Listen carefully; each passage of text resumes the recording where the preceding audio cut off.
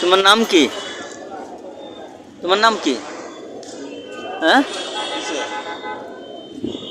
কোথায় থাকো? দেখেন কি অসহায় ভাইয়া, তোমরা কোথায় থাকো? বাসা কোথায়? বাসা নাই। দেখেন এই ছেলেটাও ভালোভাবে কথা বলতে পারে না।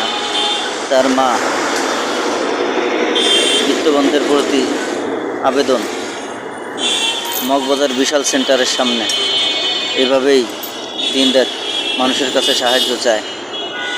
আসুন না আমরা সবাই এগিয়ে আসি। তুমি একটু এদিক তাকাও বাবা, এদিক তাকাও, এদিকে একটু আমার দিক তাকাও, হাত সরাও।